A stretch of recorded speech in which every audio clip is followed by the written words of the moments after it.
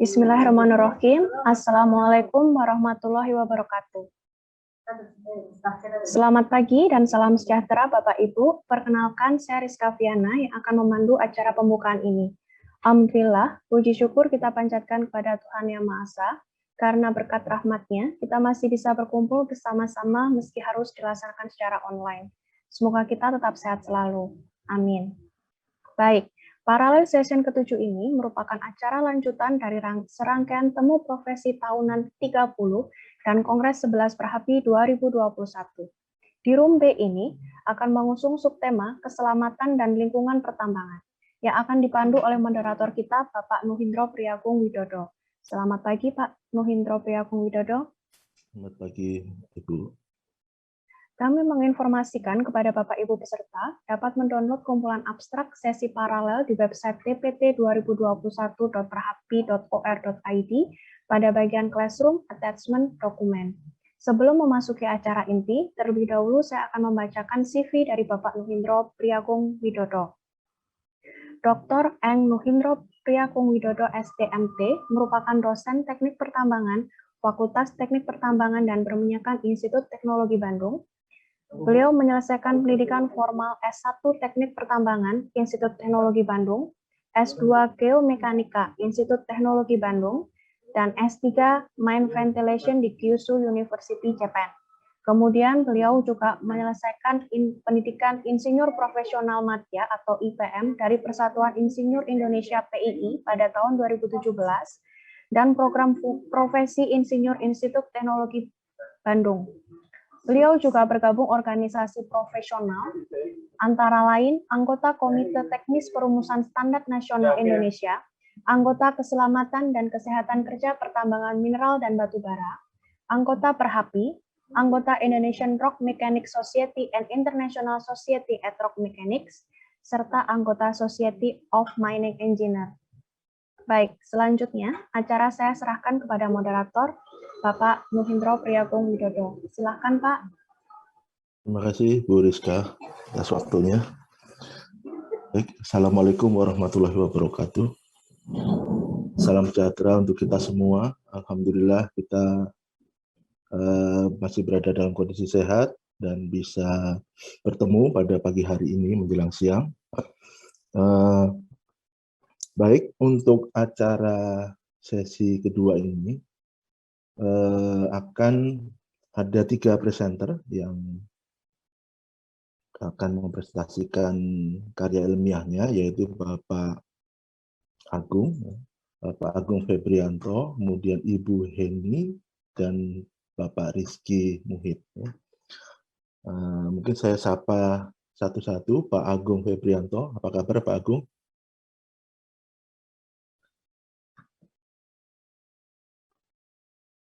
Baik Pak.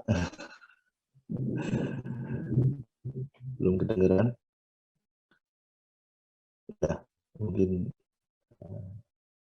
ya. Pak Agung ada di site ya sekarang, Pak Agung. Oh ya, baik. Kemudian Ibu Heni. Bu Heni, apa kabar Bu Heni? Apa kabar Pak? Baik Pak. Baik, Alhamdulillah. Makasih Bu Heni. Kemudian Pak Rizky ya, yang ketiga. Iya Pak. Pak Rizky, apa kabar Pak? Baik Pak. Alhamdulillah baik. Baik, saya akan mempersilakan Bapak Agung Febrianto. Bapak Agung Febrianto merupakan Superintendent ya, Reclamation Planning di PT Kaltim Primacoal. Beliau bidang keahliannya lingkungan pertambangan. Akan menyampaikan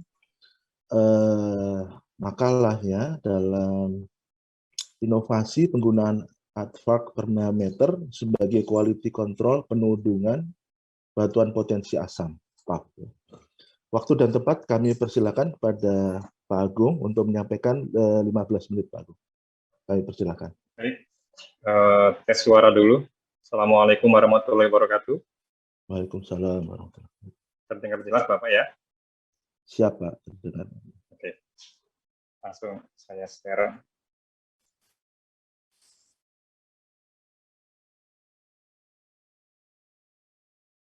Sudah nampak Pak ya? Sudah, Pak. Baik, Terima kasih. semangat pagi semuanya. Assalamualaikum warahmatullahi wabarakatuh ya. Perkenalkan, nama saya Agung Febrianto. Saya dari PT Kaltim Primapol, saya Sangatta. Kali ini saya akan membawakan makalah dengan judul inovasi penggunaan advac parameter ya, satu tools baru yang mungkin di pertambangan belum ada gitu, sebagai pembantu atau pendukung quality control pembentukan lapisan penudungan batuan PAF di reklamasi seperti itu ya. Sekilas biodata saya dari lulusan Teknik Sipil Gajah Mada ya. Saya lulus masuk tahun 2006, lulus 2010. Saya berkarir di PT Kaltim Primapol itu sejak 2011 sampai sekarang. Dan selain di PT Kaltim Primapol, saya juga aktif di Perhapi dan juga FKPLPI atau Forum Komunikasi Pengelola Lingkungan Pertambangan Indonesia seperti itu. Sekilas profil perusahaan kami ya, PT Kaltim Primapol ya. Jadi buat teman-teman yang belum tahu, kami berada di Kabupaten Kutai Timur, tepatnya di Kecamatan Sangatta dan Bungalon ya, dari Samarinda ke arah utara sekitar 4 jam 5 jam di situ. Kami salah satu PKP 2B generasi awal ya, yang mana secara kontraktual sebenarnya berakhir 2021 ini, kita masih menunggu perpanjangan ini, masih deg-degan juga gitu. Dengan target izin operasi produksi kami di maksimum 70 juta ton per tahun seperti itu. Di makalah ini, sebelum saya masuk ke apa yang akan saya sampaikan, inovasinya, sekilas terkait konteks ya, jadi kita bicara tentang dampak lingkungan ya. Di sini terlihat ada satu gambar timbunan OB atau batuan penutup, buat teman-teman tambang batubara sangat familiar sekali ya. Kalau dibiarkan, apa jadinya gitu, apa dampak yang akan ditimbulkan di sini.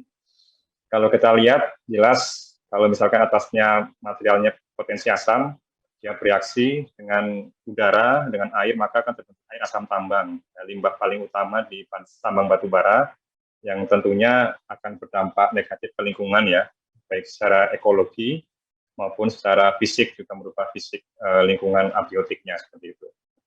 Namun, kalau kita perlahan memulihkan, nah sebelah gambar sebelah kanan ini kelihatan ya, ini dilakukan reklamasi perlahan maka akan pulih seperti itu.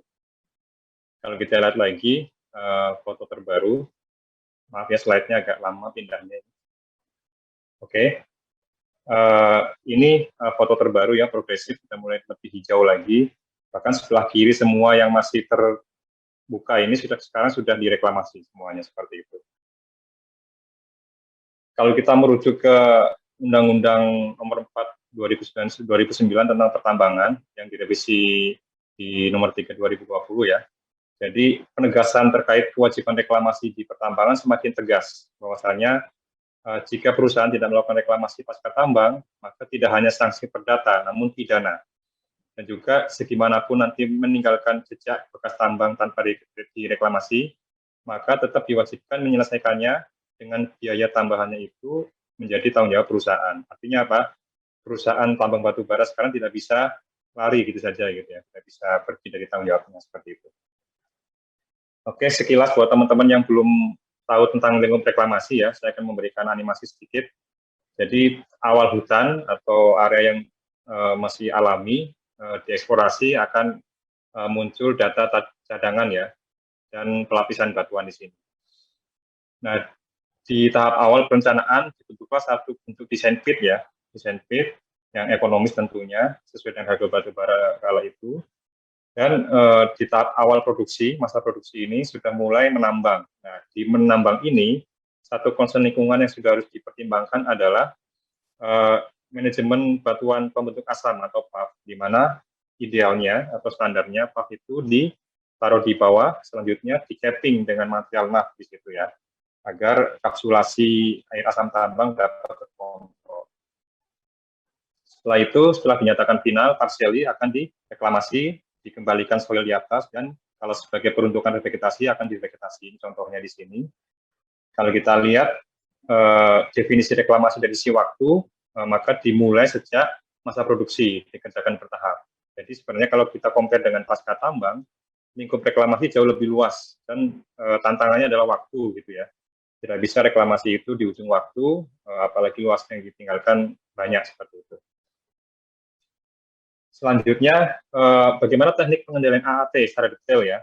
Ini saya menggambarkan satu standar di Altim Primacol ya. Untuk DC01 tipe, kita ada 4 tipe dam cover, kita sebut dam cover ya. Di atasnya lapisan pap harus dibuat apa seperti itu sebelum reklamasi. Nah ini tipe 01, yaitu dengan menempatkan tanah dipadatkan atau tanah mengandung clay, tanah dipadatkan serta 1 meter. Setelah itu ditambah naf 2 meter dan terakhir soil pengakaran 1 meter. Nah ini standar yang ada di kami. 2 meter naf ini jika memang tidak ada sama sekali naf di situ, maka bisa dihilangkan. Namun dengan catatan tata aliran di permukaan atas harus benar-benar bagus tanpa adanya potensi erosi. Karena kalau erosi maka akan mengoyak kembali lapisan tanah yang dipadatkan. Terus tantangannya, ternyata membentuk lapisan penudung tanah liat dipadatkan ini tidak mudah ya, untuk yang seragam agar konsekuen ya, karena luasnya yang tidak sedikit ya. Ada potensi leaching di area hilir kakinya atau di tudamnya seperti itu. Maka tantangan terbesar dalam konstruksi DC01 adalah keseragaman lapisan yang padat atau kompaktif dan juga yang kedap.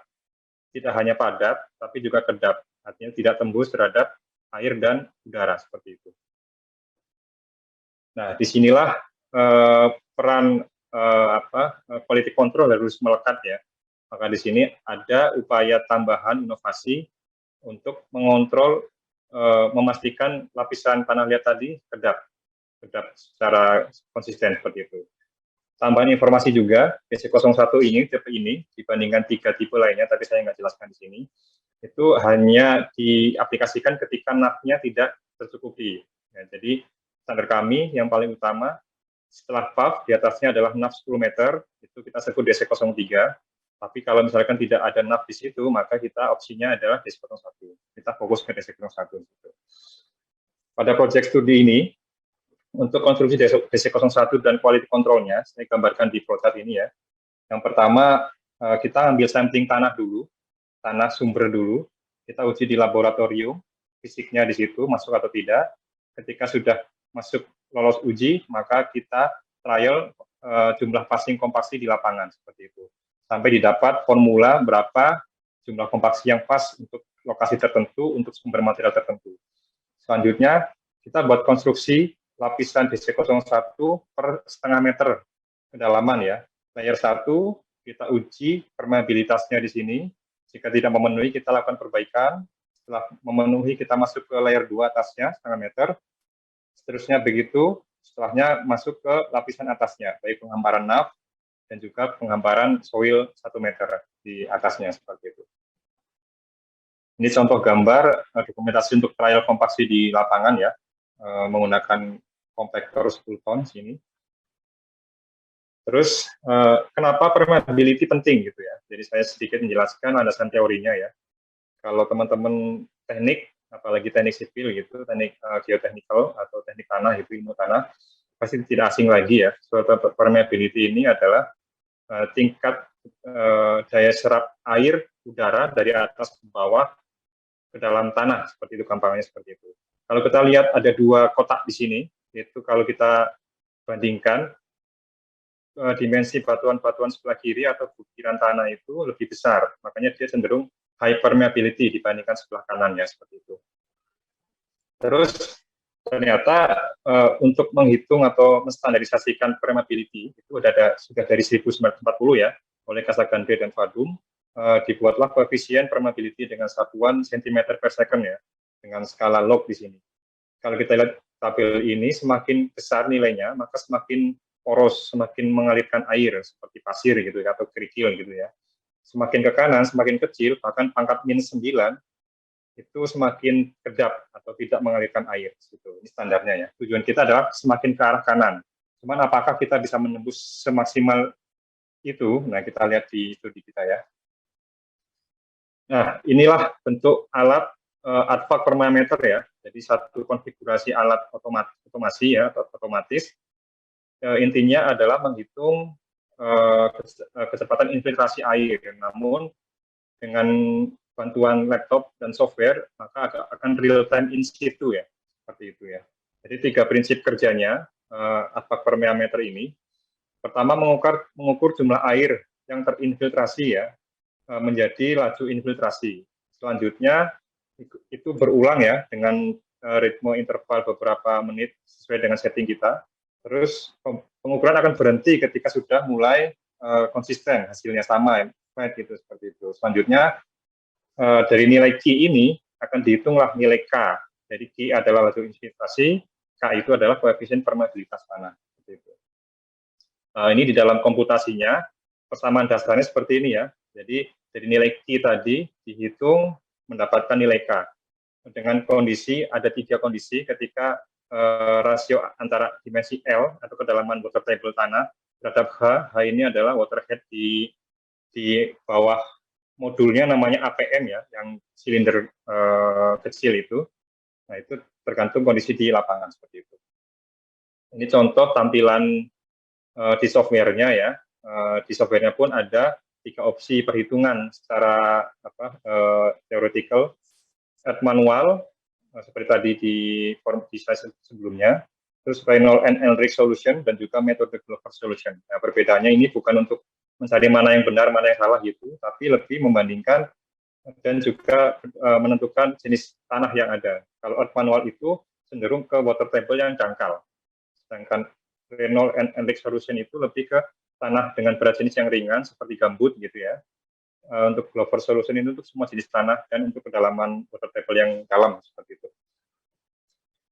Ini lokasi studinya ya. Jadi dalam studi ini ada 5 titik lokasi studi di Pit Pedaya di kami ya, Pit Pedaya, lokasi RL20, RL15 di situ, pelaksanaan di bulan Mei Juni 2020 ya, dari lama ya. Seluruhnya adalah lapisan layer pertama, layer 1 ya di sini ya. Terus sumber soilnya dari topsoil stockpile, kita pakai soil stockpile dengan kandungan clay di situ. Trial pemadatan sudah dilakukan dan didapatkan 6 lintasan optimal ya, seperti itu. Contohnya gambar kanan bawah ini adalah aktivitas untuk penghitungan dengan aspek permeameter, seperti itu.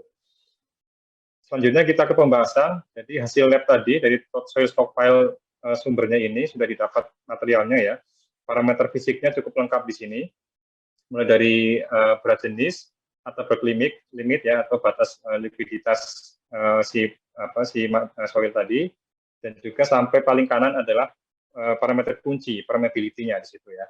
Kalau kita lihat 10⁻⁻7 ini berarti sudah termasuk yang kedap ya, atau impermeable gitu. Cuman kita lihat lagi parameter kuncinya apa saja untuk menentukan ini layak dipakai atau tidak di lapangan seperti itu. Yang pertama nilai K udah masuk ya, 10⁻⁻7. Selanjutnya indeks plastisitas, ini adalah salah satu indeks kelihatan tanah gitu ya. Semakin tinggi maka semakin jelek. Nah di sini sebenarnya lebih dari ambang normal, lebih dari 30%. Makanya nanti akan kita siasati ini bisa dipakai atau tidak seperti itu. Terus yang ketiga persentase pasir atau sand. Nah, ambang maksimum 10%, material ini 0,9%, artinya sangat kecil sekali ya. Nah, selanjutnya tantangan pemilihan material ini. Nah, parameternya di lapangan berbeda dengan di lab gitu ya. Yang pertama, tidak mudah mendapatkan sumber material yang ideal dalam jumlah besar, apalagi dengan ratusan hektar seperti itu. Yang kedua, kita tahu di Kalimantan Timur, apalagi di ekuatorial ya, spasial temporal itu hujan terjadi sepanjang tahun. Artinya dalam setiap minggu atau 2 minggu atau dalam setiap bulan pasti dia ada hujan di situ. Tantangannya di situ ya. Jadi kalau kita lihat nilai PI tadi semakin sering kena air, maka dia semakin liat, susah dibentuk, seperti itu tantangannya. Nah, dengan material ini, bisakah dipakai? Kalau dari kami tentu kan bisa. Yang pertama, disiasati kadar air soil itu tidak dilakukan pemadatan ketika hujan, jadi nunggu kering ya. Nah, tantangannya adalah waktu di situ. Yang kedua, tingginya nilai PI tadi disiasati. Pengujian lapangannya dilakukan juga saat kondisi kering. Jadi walaupun sudah dikompaksi, misalkan malamnya hujan itu, kita tunggu sampai panas, baru kita uji di situ. Dan juga yang menguatkan ini adalah presentasi pasirnya kecil, artinya apa? Artinya porositasnya kecil, jadi kita confident untuk pakai material ini ya. Pertanyaan selanjutnya, berapa nilai K ambang lapangan yang kita pakai. Kalau 10 pangkat minus 7 udah pasti kedap poros ya, tapi apakah kita akan pakai itu gitu. Nah, penjelasannya di sini ya. Jadi kalau kita lihat, di kami setelah kami pertimbangkan, kami berani untuk mengambil nilai 10 pangkat minus 4 cm per second, nilai permeability, nilai K-nya ya. Karena apa? Karena di atasnya masih ada lapisan NAF dan juga lapisan soil di atasnya. Dan juga kami yakin tidak adanya weathering atau pengaruh langsung cahaya matahari maupun hujan ke lapisan penduduk ini, itu semakin aman seperti itu ya, semakin aman. Makanya kami sementara pakai nilai K 10 pangkat minus 4 cm per second ya, untuk nilai yang kita pakai. Nah, ini contoh, ini hasil akhir ya, hasil akhir pengukuran lapangan, semua nilainya masuk di lebih kecil dibandingkan 10 pangkat minus 4 ya di sini ya. Ini saya munculkan saja Reynolds and Resolution dan Earth Manual ini hanya menggambarkan kondisi kala itu saja. Biasanya Earth Manual hasilnya lebih kecil. Jadi kalau yang nomor 1 ini kita hitung pakai Earth Manual di komputasi softwarenya itu nilainya lebih kecil di situ. Oke, jadi kesimpulan dari studi ini ya, yang pertama singkat saja. Jadi inovasi penggunaan efek permeameter ini bisa dilakukan untuk mendukung quality control DC01 ya, di mana hasilnya sudah didapat, teruji. Cuman salah satu PR lanjutannya adalah harus dikombinasikan dengan uji pemadatan. Sebenarnya di kami, sebelum uji ini dilakukan, uji utamanya adalah uji pemadatan tanah. Seperti biasanya dengan menggunakan alat SDG atau alat lama, misalkan apa yang pakai kon itu kalau teman-teman teknik sipil biasa ya gitu ya. Terus yang kedua, penentuan ambang lapangan itu tidak bisa langsung diambil dari standar lab-nya, karena apa? Tadi cuaca, ketersediaan material itu menjadi tantangan. Namun kita harus juga hati-hati juga di sini, seperti apa kondisi lapangan yang akan terjadi di masa yang akan datang. Nah, di kami ini karena di atasnya masih ada NAF dan juga masih ada reklamasi bahkan vegetasi, semakin aman di situ. Kita confident jangka panjang bisa diaplikasikan dengan nilai 10 pangkat minus 4 ya. Dan terakhir, nilai ke hasil akhir menurut versi kami ya, 10 pangkat minus 4 ini terbukti aman seperti itu. Singkat seperti itu, terima kasih Bapak Ibu sekalian, silakan jika ada masukan. Ya, terima kasih Pak Agung Febrianto atas pemaparannya ya, sangat jelas sekali. Waktunya pas Pak. Jadi terima kasih. Kita akan beralih ke presenter kedua, yaitu Ibu Heni Dwi ya. Ibu Heni, sebentar. Ibu Heni akan memaparkan penilaian berbasis FMEA pada bendungan tailings baru Martabe. Ibu Insinyur Heni Dwi Purnamasari MMIPM merupakan staf di PT Agincourt Resources dengan bidang keahlian geotechnical dan bendungan besar dengan pengalaman kerja 27 tahun yang merupakan mungkin sekarang posisinya di mana Bu ya, di manajer ya Bu ya, desain tim manager atau mohon nanti dijelaskan. Waktu dan tempat kami persilakan kepada Ibu Heni dengan waktu sekitar 15 menit Bu Heni. Oke, makasih Pak. Izin share screen.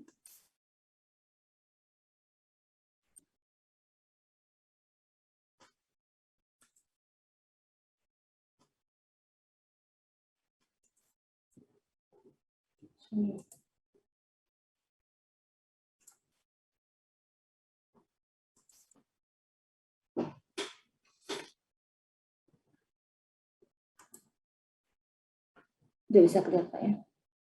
Sudah Bu, sudah. Oke, terima kasih. Assalamualaikum warahmatullahi wabarakatuh. Nama saya Heni, saya mewakili presentasi ini. Ada satu orang lagi, junior engineer saya, Hairul Afandi, yang berhalangan hadir, jadi saya mewakili beliau juga. Saya bidang keahliannya adalah geotechnical dan bendungan besar.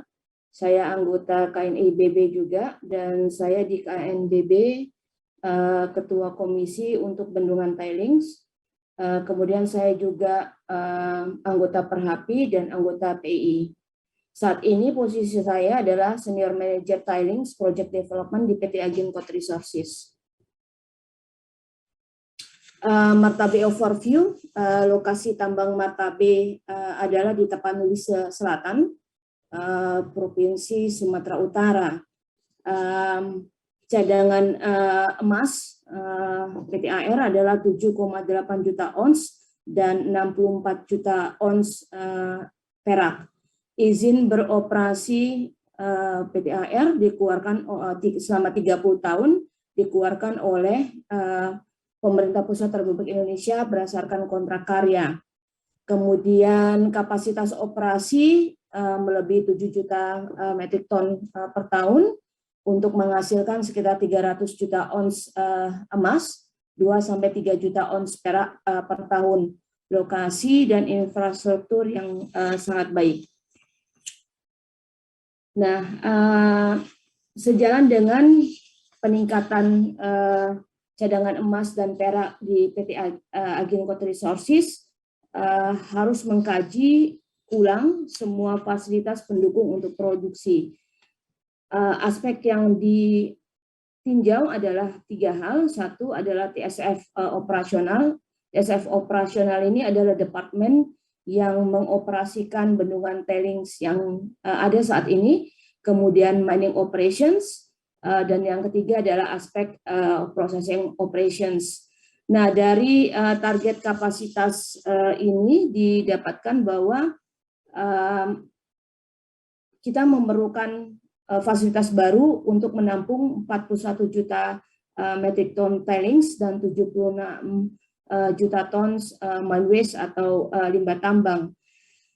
Nah, beberapa alternatif lokasi yang berada di konsesi PT AR direview, dilakukan penilaian, dan PT AR di awalnya tentu mencoba melakukan kopi dari fasilitas bendungan tailing yang ada, tetapi ternyata dengan lokasi yang tersedia saat ini tidak menunjukkan performance yang sama dengan bendungan tailing kita yang ada saat ini, karena studi awal menunjukkan bahwa efisiensinya rendah, masih beresiko tinggi, dan biaya untuk pembangunannya juga lebih tinggi dari bendungan tailings yang ada saat ini.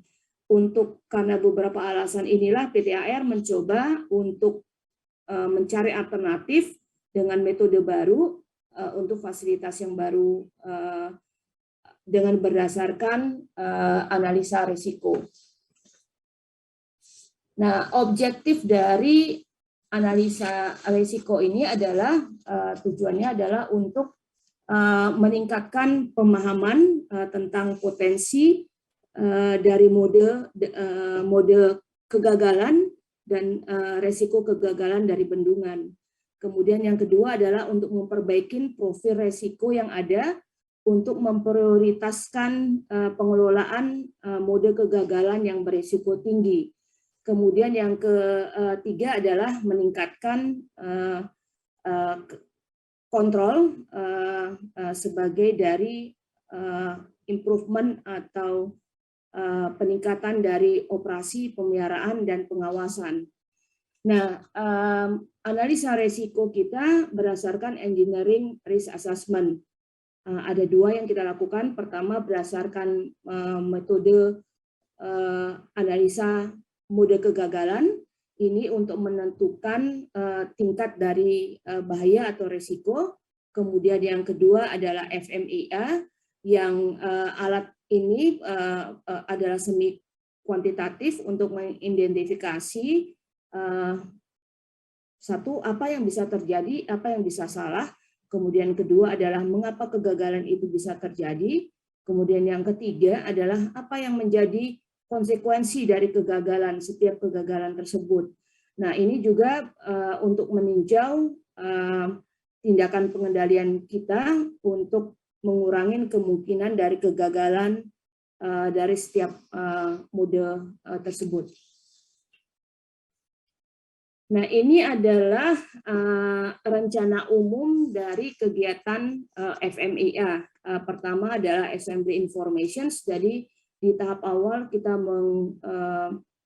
mengumpulkan semua informasi soal kemungkinan mode dan resiko kegagalan dari sebuah bendungan. Kemudian tahap selanjutnya kita men-screening atau menseleksi mode kegagalan apa saja yang kemungkinan berhubungan dengan bendungan tailings kita. Kemudian di tahap FMEA screening kita melakukan seleksi lagi dan melakukan penilaian terhadap tingkat bahaya untuk kegagalan bendungan tailings kita. Di tingkat FMEA kita juga melakukan penilaian berbasis konsekuensi terhadap setiap kegagalan yang kemungkinan terjadi. Kesimpulan dari FMEA ini kita buat laporan dan kita masukkan ke dalam sistem penilaian risiko di PTAR. Nah, FMEA ini harusnya menjadi panduan untuk mengembangkan serangkaian tindakan lengkap yang akan mengurangi risiko yang terkait dengan sistem ke tingkat yang dapat diterima. Lab ini as low as reasonably practicable.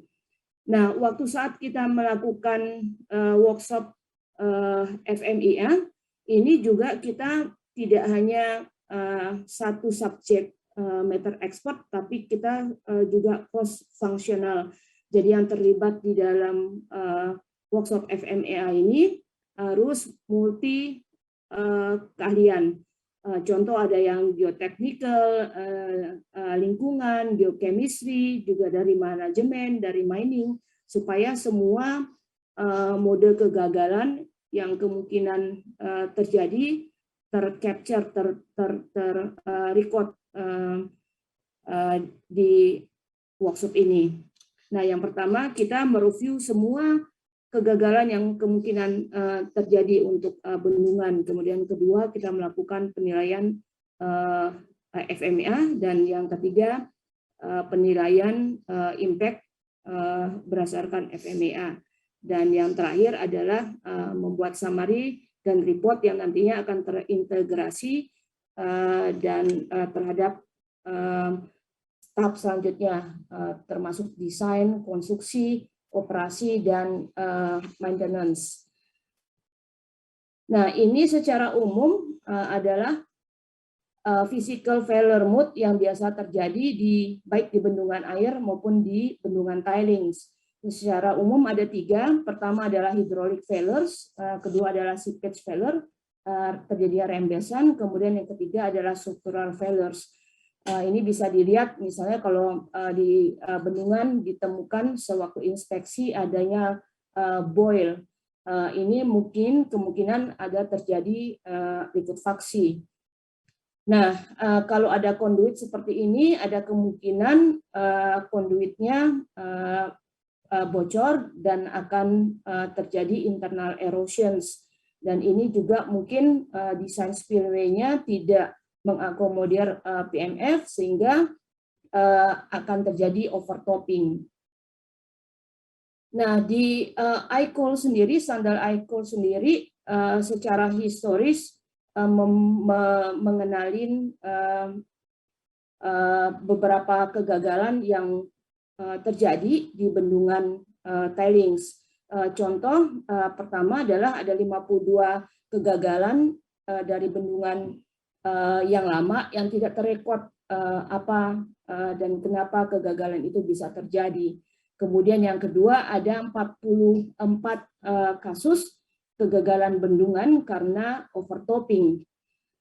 Kemudian yang selanjutnya adalah ada 30 kasus terjadinya instability terhadap slope karena static failure, dan yang berikutnya juga adanya kegagalan karena gempa. Nah, semua ini kita review berdasarkan historis yang ada juga di records di dalam ICOL. Nah, kemudian di dalam sini ini adalah flowchart untuk penilaian terhadap resiko, masing-masing resiko. Nah, FMEA scoring ini sebenarnya simple tapi powerful karena ini menilai mode dan kemungkinan kegagalan secara sederhana, mana yang harus menjadi perhatian. Nah, di dalam PTAR sendiri untuk fasilitas baru, kita dengan lokasi baru, kita mengenalin beberapa resiko yang di highlight adalah landslide, kemudian juga adanya likuifaksi, kemudian juga adanya kemungkinan permasalahan stabilitas. Nah, ada 228 resiko yang kita nilai, dan dari 228 resiko ini ada 50 resiko yang kita highlight. Nah, yang resiko yang jadiin highlight yang tinggi ini menjadi fokus kita untuk bagaimana kita melakukan penilaian FMEA dan bagaimana kita menurunkan resiko ini dengan menambah kontrol terhadap resiko ini. Nah, ternyata dari 50 resiko itu setelah kita melakukan penilaian berbasis FMEA, kita beberapa resiko tersebut kita bisa menambahkan kontrol tambahan dan itu bisa mendorong resiko tersebut menjadi warna hijau, dan beberapa resiko yang masih harus menjadi fokus perhatian kita adalah 12 item. Nah, dari 12 item ini yang akan kita pertimbangkan untuk fasilitas baru kita, bendungan tiling kita yang baru. Nah, ini kita Bu Eni, waktunya 1 menit lagi, Bu Eni. Oke. Jadi kita juga mereview semua kemungkinan bendungan tiling, teknik bendungan tiling yang ada, kemudian hasil dari FMEA itu membuat kita kesimpulan bahwa kita tidak bisa membangun bendungan tiling yang konvensional, sehingga kita memutuskan menerapkan metode baru dengan sebelum tiling itu ditempatkan kita mengambil moisture content dari moisture dari si tiling itu sendiri sebanyak mungkin. Jadi residual moisture content di tiling itu adalah tinggal 14-16%. Ini adalah perbedaan antara bendungan tiling konvensional dan metode baru. Metode baru kita melakukan menginvestasi pabrik filtration plant. Jadi filtration tiling yang berbentuk slurry kita keringkan sehingga tiling itu hanya tinggal berupa solid 14-16% moisture content, sehingga bisa dapat diangkut dengan ADT, tidak lagi melalui pipa, dan ditempatkan di fasilitas baru kita. Demikian moderator, saya kembalikan. Terima kasih. Ya, terima kasih banyak Ibu Eni atas uraian paparan makalahnya, sangat menarik sekali. Nanti kita akan diskusikan di tanya jawab. Baik, terima kasih. Kita akan beralih ke presenter ketiga, Bapak Rizky Muhib Hamdani. Mohon Ya, Pak Rizky, ya siap Ya. Pak Rizky. Jadi Siap. Pak Rizky akan menyampaikan makalah berjudul metode pemanfaatan faba. Ya. Pemanfaatan faba sebagai lapisan penudung PAF di KPC ya Pak ya. Ya. Judulnya apa itu? Maaf salah saya. Pemanfaatan fly ash bottom ash sebagai penudung material potensial acid forming. Ya. Hal-hal yang mempengaruhi pembacaan sensor oksigen. Membersihkan waktu dan tempat kami persilakan pada Pak Rizky sekitar 15 menit. Pak Rizky, mohon maaf. Baik Pak, ini langsung saya share ya, izin ya. Enggak, Pak Rizky. Sekalian perkenalan Pak Rizky. Baik. Terima kasih. Assalamualaikum warahmatullahi wabarakatuh. Waalaikumsalam. Saya Rizky Muhib Hamdani dari KPC ya. Saya sebagai senior spesialis lingkungan. Nah, ini kali ini akan membawakan pemanfaatan faba sebagai material penunjang PAF. Dan ini saya fokuskan pada hal-hal yang mempengaruhi pembacaan sensor oksigen. Jadi yang seperti kita ketahui, faba sekarang sudah mulai gencar dibicarakan. Nanti saya akan bahas.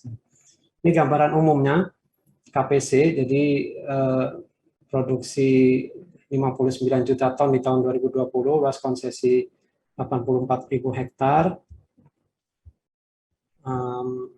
Kemudian kami kontrak PKP 2B ya. Lanjut, ini kami punya power station sendiri, jadi kapasitasnya 2 kali 5 MW dan 3 kali 18 MW. Nah, dari sinilah timbulan faba itu berasal ya, sekitar 2.166 ton per bulan. Ini yang jika tidak dikelola dengan baik, maka akan jadi masalah ke depan. Nah, ini untuk pemanfaatan faba sebagai lapisan penunjang PAF di KPC, kami mempunyai izin dari KLHK ya, karena tahun 2017 ini masih jadi limbah B3, jadi harus ada izin untuk pemanfaatannya itu. Nah, makanya ini izin pemanfaatannya. Nah, saya akan stop share dulu dan saya akan share video sedikit Pak untuk menggambarkan bagaimana sebenarnya pemanfaatan faba sebagai penunjang PAF di KPC itu dilakukan ya, sebentar.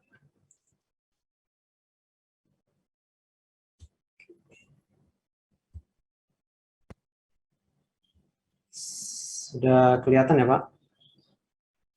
Sudah Pak. Ya.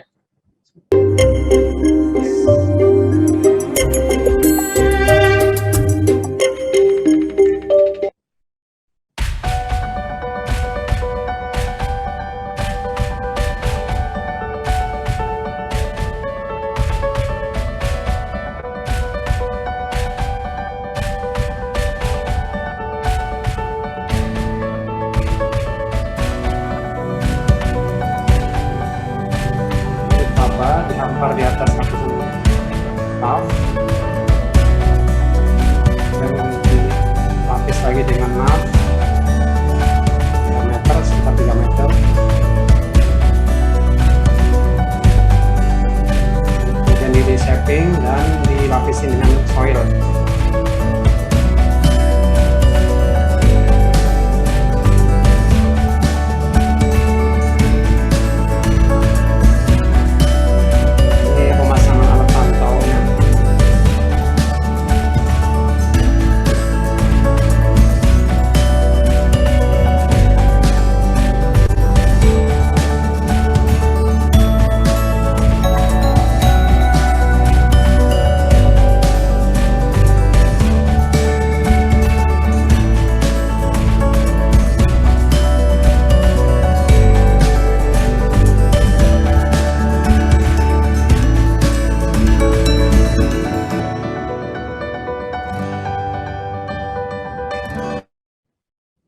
Saya lanjut lagi share.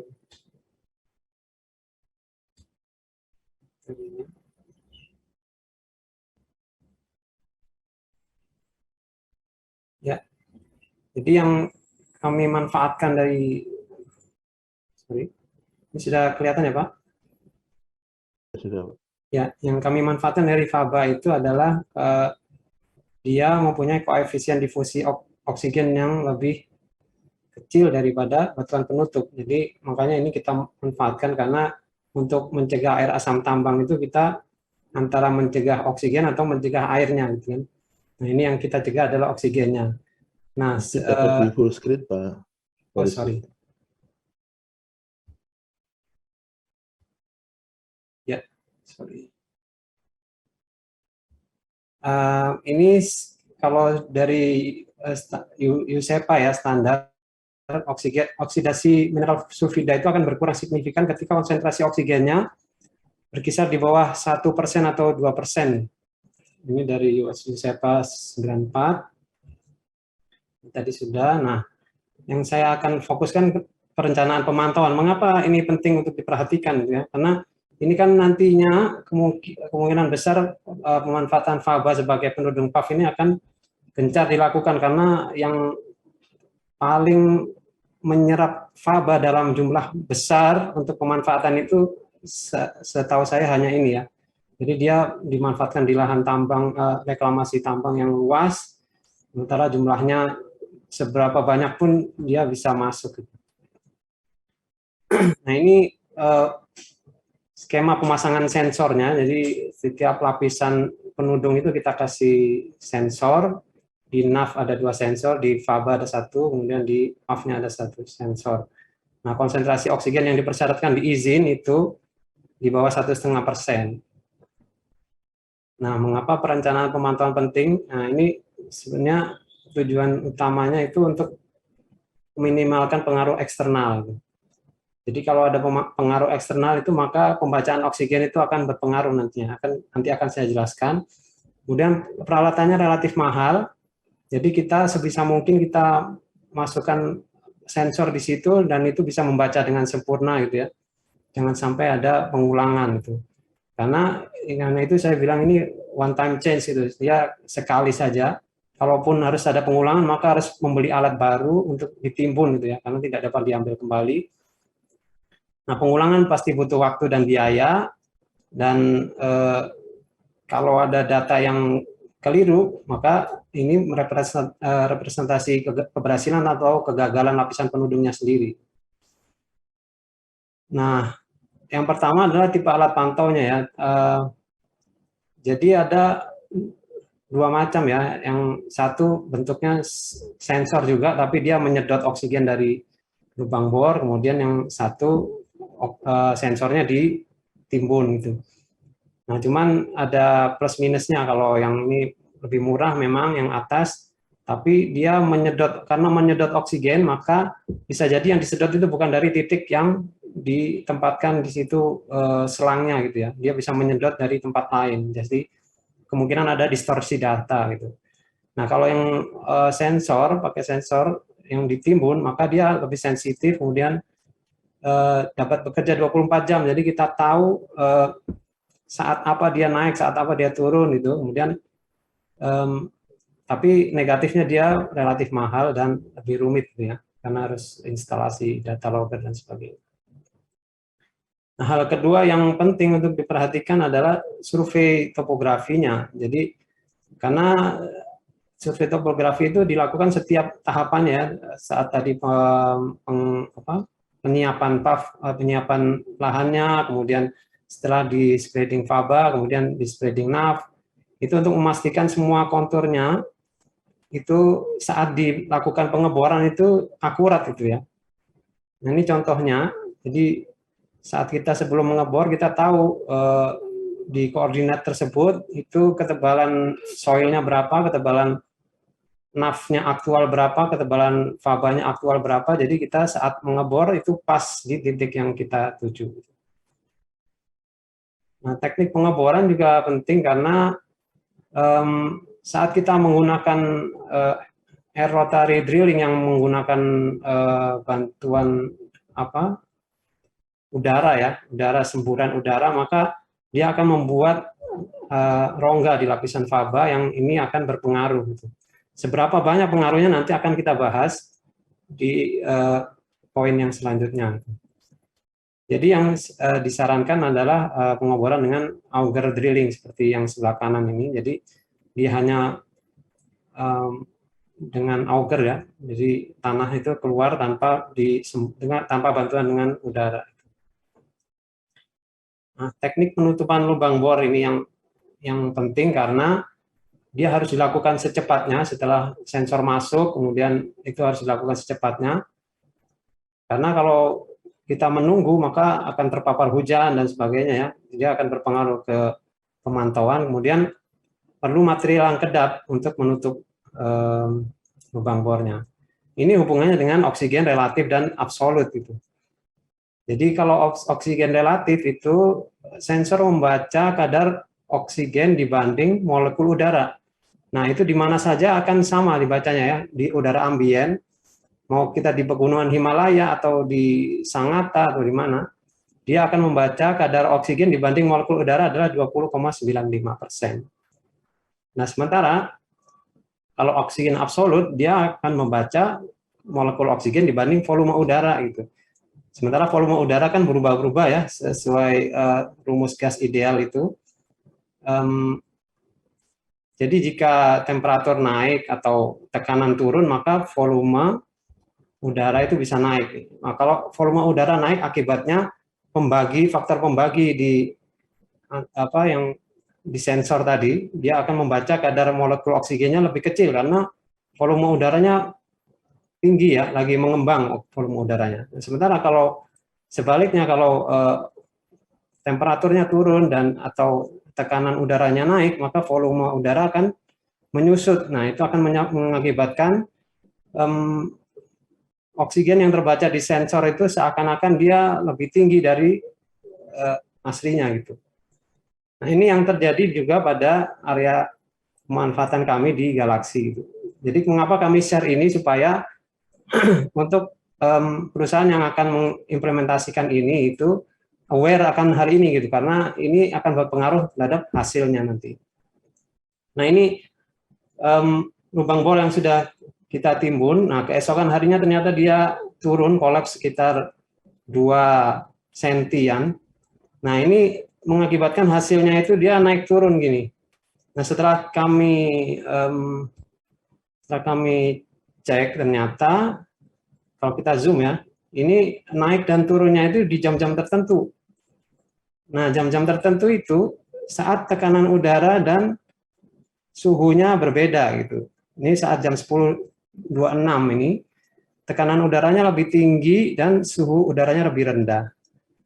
Nah, ketika jam 15.34 ini, 15.34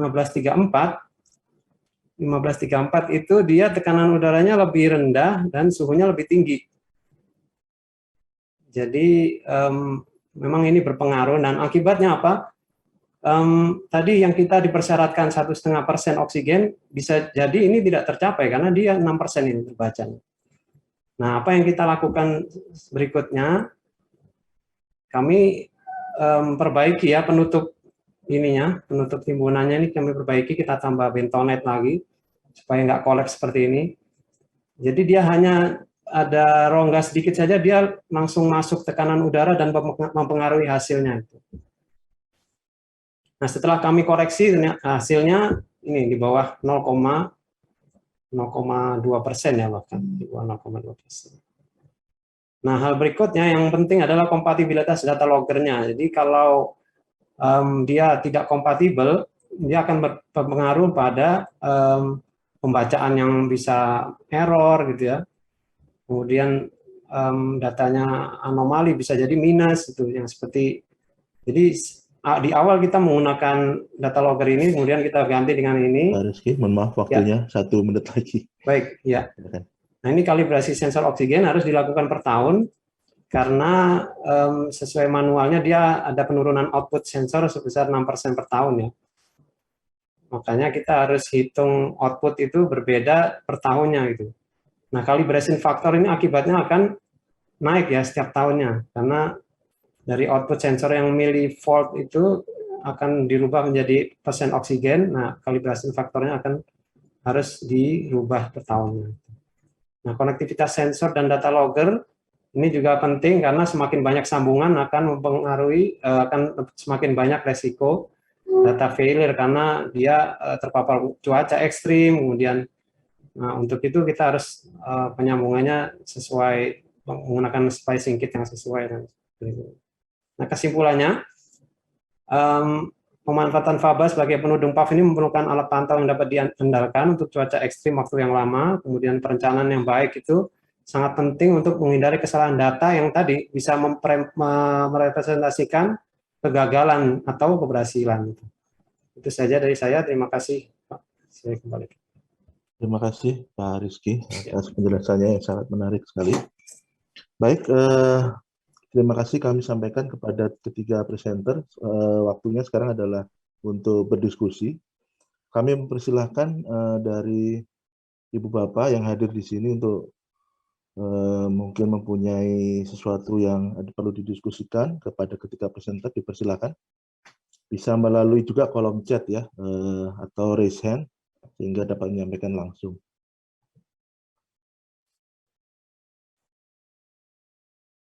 Kami persilakan. Mungkin untuk mengawali, saya ke presenter pertama, Pak Agung. Untuk tipe DC01, Pak Agung, bagaimana validasi terhadap desain tersebut, khususnya terhadap ketebalan dan fungsi masing-masing lapisan? Mungkin kami memerlukan informasi karena belum mengenal dengan baik ya, Pak Agung, lapisan clay itu bagaimana fungsinya, NAV itu apa, dan topsoil bagaimana, Pak? Kemudian ketebalan yang efektif. Terima kasih, Pak. Baik, langsung saya jawab, Pak ya. Ya. Saya buka slide dulu sekalian. Oh, baik, Pak Made. Setelah dijawab Pak Agung, Pak Made ya. Iya. Mohon izin. Ya, Pak Agung, bangga, silakan. Oke.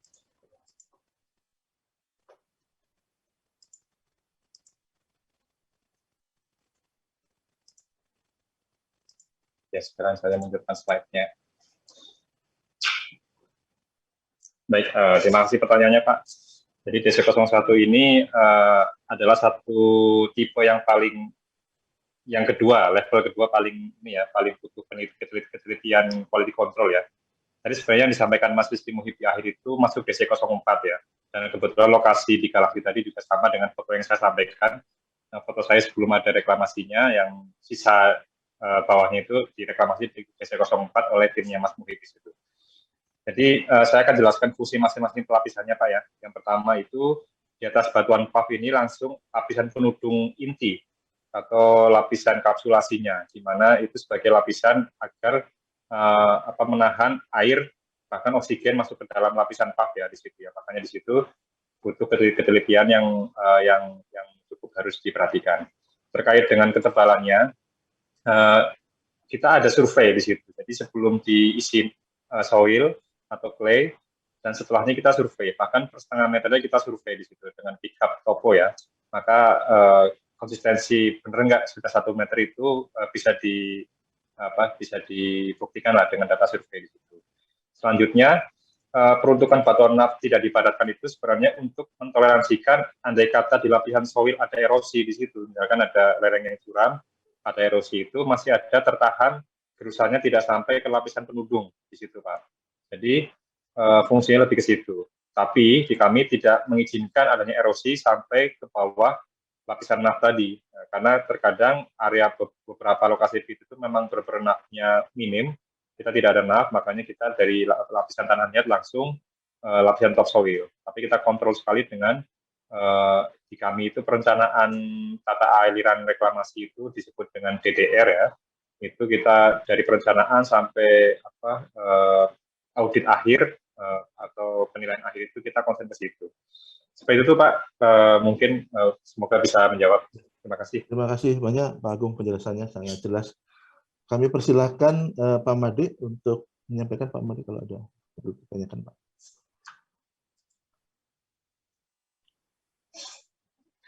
Masih mute Pak Made. Oke, baik. Selamat pagi Pak Agung, Bapak-Bapak, peserta TPT, Bapak dan Ibu presenter ya. Saya sangat menikmati sekali ini presentasi dari industri. Inilah maksud daripada TPT Perapi. Ya, artinya kami saling bertukar pikiran mengenai masalah-masalah yang ada di industri pertambangan. Mungkin saya punya pertanyaan untuk Ibu Heni ya. Ibu Heni dari Agincourt ya. Ini memang masalah yang rumit ya, analisis risiko untuk suatu tailing storage facility ya, di tambang-tambang emas ini yang diolah di lapangan itu kan pasti harus mempunyai TSF ya. Jadi pertanyaan saya begini Bu ya, nah ini kan apa TSF yang sudah ada di Agincourt ini kan dia berada pada daerah yang rawan gempa ya, karena itu di patahan Semangku itu ya. Nah, kemudian saya melihatnya apakah FMEA result itu disesuaikan dengan apa yang terjadi, gitu ya.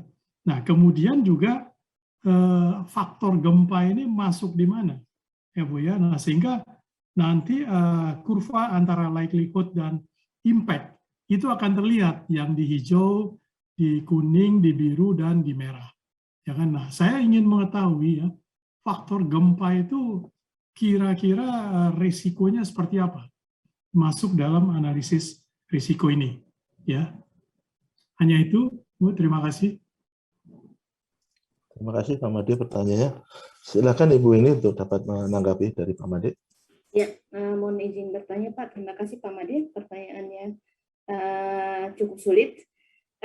Jadi kita memang tahu bahwa posisi Martabe ini sekitar 17 km dari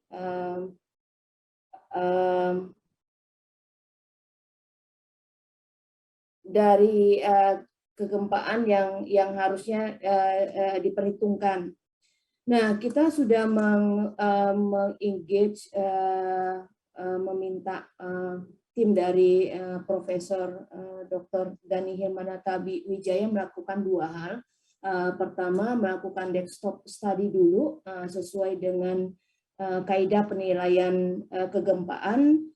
Pertama kan probabilistik dan kemudian juga deterministik. Nah, deterministik ini juga dengan studi desktop kita sudah mengerti berapa jarak bendungan tiling kita dari titik kegempaan yang harus kita perhitungkan. Seperti Bapak tadi bilang semangkuk, tetapi sebenarnya yang kita perhitungkan ada lagi di fault yang di daerah Sibolga gitu Pak. Nah, dari desktop study ini kita juga setelah kita identifikasi bahaya kegempaan mana yang berpengaruh terhadap bendungan kita, kemudian timnya Pak Dhani juga melakukan field study dengan mengukur lagi dan menilai mana fault yang berpengaruh dan mana yang harus masuk di dalam perhitungan desain kita. Nah, dan juga mencari apakah ada fault di lokasi tambang kita dan bendungan kita, dan apakah fault itu aktif atau tidak. Dan studinya ini sudah selesai dilakukan baik terhadap bendungan tailings yang sekarang ini sedang beroperasi, dan juga terhadap lokasi di mana bendungan TMF kita nanti akan berada. Nah, studi ini sudah masuk di dalam perhitungan desain kita dan sudah dianalisa juga berapa input dari PGI yang harus masuk ke dalam perhitungan desain kita gitu Pak Made. Nah, yang itu salah satu hal yang sangat signifikan yang kita mendapat input dari field study ini adalah tidak ada sesar aktif di tambang kita, sehingga ini yang studi desktop tadi yang memberikan kita nilai PGA untuk dimasuk input ke dalam desain itu sudah tercover dengan desktop study tadi gitu Pak Made.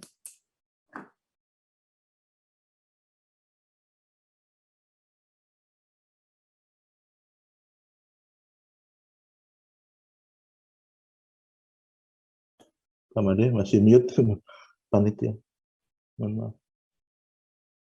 Bisa di-unmute Pak Made? Iya, ini ya. Dari panitia soalnya. Ya, Pak. Bu Eni, ya artinya begini Bu, kan dari tadi ada Ibu gambarkan kurva likelihood dan impact ya Bu ya. Ya kan? Likelihood-nya sering terjadi, tidak, dan segala macam ya. Nah ini apakah faktor gempa ini masuk di likelihood-nya yang mana Bu? Kemudian impact-nya ini jelas terhadap kestabilan struktur dari bendungan. Ya kan, apakah dia masuk di warna merah, kuning, hijau, atau biru. Gitu Bu. Yang Ibu tadi paparkan itu kan ada satu gambar ya, yaitu yang saya sebut sebagai hubungan antara likelihood dengan impact, ya, dengan warna-warna yang seperti itu. Nah, itu faktor gempa itu dia masuk di warna apa, Bu? Digambarkan di faktor risikonya di mana?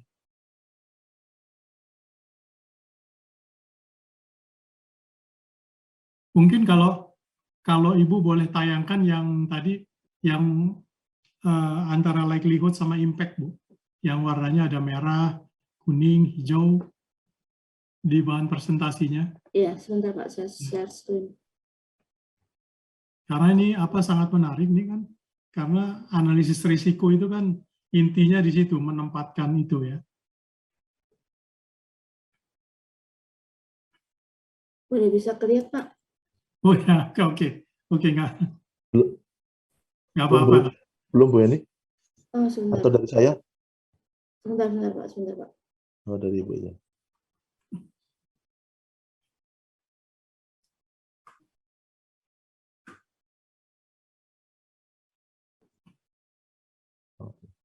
Sebentar Pak. Nah, ya. Sudah kelihatan? Hilang. Oh, Barusan udah muncul. Nah, ini Bu. Ini ya. sebentar Pak, sebentar. Itu kan ada ekstrim, ada apa. Nah, yang gempa ini masuk konsep, coba dikecilkan lagi Bu. Dari warnanya aja nanti kita lihat Bu. Dikecilkan lagi yang warna-warna itu. Nah, ini kan ordinatnya ini kan dia likelihood ya. Kemudian absisnya ini, sumbu datarnya ini kan impact faktor ya. Ya. Nah, ya Bu. Nah ini dia gempa ini masuk di ekstrim, di high, di moderate atau di low. Kalau untuk TSF di Agincourt. Iya, sebentar Pak. Saya kedengeran nggak suara saya Pak? Dengar Bu, jelas Oke, sekali. oke. Jelas Bu. Oke. Ini sebenarnya masuk dalam kategori ekstrim Pak. Kenapa masuk dalam kategori tetap ekstrim? Karena ekstrim inilah rencana kedaruratan kita, salah satunya adalah memasukkan faktor gempa ini di dalam salah satu skenario kegagalan dari bendungan. Nah, ada 3 hal sebenarnya yang kita ambil untuk skenario dalam kegagalan bendungan untuk penyusunan dalam rencana kedaruratan. Pertama adalah kegempaan, kedua adanya faktor cuaca yang ekstrim, dan ketiga terjadinya karena gempa, terjadinya likuifaksi. Itu Pak. Baik, terima kasih Bu, sudah cukup jelas, terima kasih jawabannya. Baik. Pak Agung, selesai Bu. Baik Pak Made, terima kasih atas pertanyaannya Pak Made dan tanggapannya. Terima kasih juga untuk Bu Eni. Mungkin kalau ada Ibu Bapak yang lain, kami persilakan satu penanya, barangkali untuk Pak Rizky.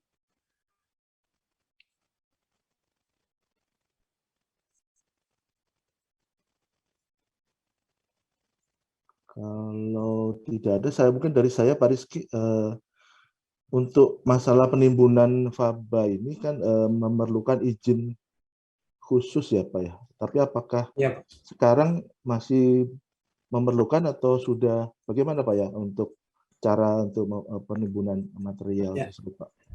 Kalau berdasarkan PP 22 tahun 2021 tentang limbah B3 ya, jadi faba itu sekarang kan masuknya sebagai limbah non B3 terdaftar. Nah, untuk pengelolaan limbah non B3 terdaftar itu memang sudah tidak perlu izin lagi sekarang, tapi dia harus masuk ke dokumen lingkungan. Jadi kalau memang ke depan akan memanfaatkan faba untuk perusahaan-perusahaan yang mempunyai PLTU ya. Jadi kalau ke depan akan memanfaatkan faba, harusnya mengadendum izin lingkungannya ya, di AMDAL-nya maupun RKPL-nya, jadi dimasukkan bahwa akan memanfaatkan faba untuk sebagai apa gitu. Nanti di situ dinas terkait akan mereview tentunya terkait persyaratannya apa saja gitu. Nah, terkait dengan pemantauan tadi, Pak Rizky, apakah itu menjadi syarat ya, embedded di dalam dokumen atau memang dari best practice yang ada di KPC, Pak?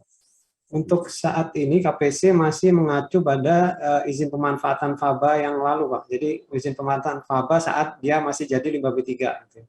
Jadi karena kita masih mengacu ke situ, maka mandatori untuk kita memantau oksigennya sesuai persyaratan di izin. Gitu.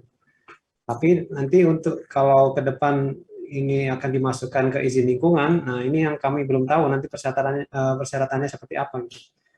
Harusnya sih tidak jauh beda dengan saat dia menjadi limbah B3. Ya.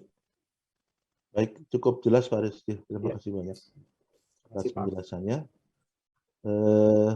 Kalau masih ada, ya Bu Bapak, silakan karena menarik sekali yang dipresentasikan presenter hari ini. Mungkin kalau tidak ada,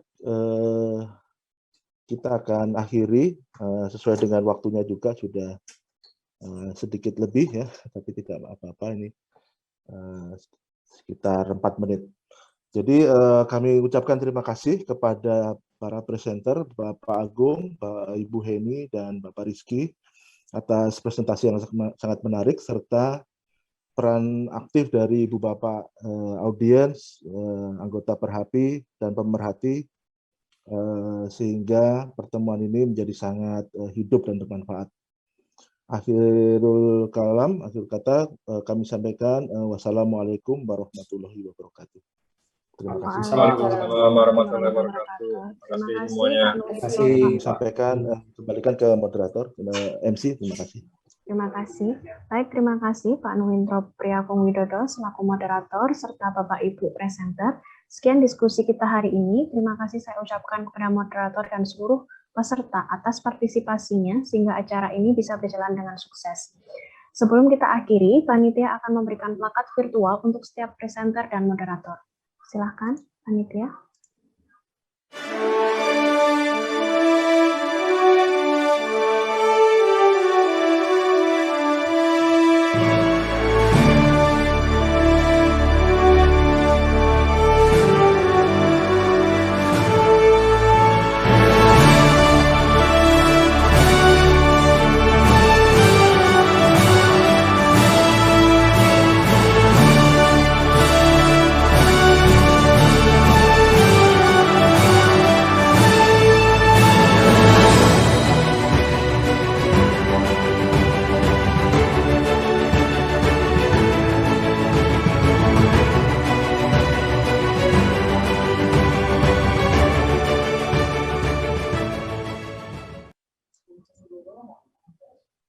Baik Bapak Ibu, kami menginformasikan setelah ini pukul 12.30 nanti akan dilaksanakan award session. Bagi Bapak Ibu yang berkenan hadir, kami persilahkan untuk bisa bergabung di acara tersebut.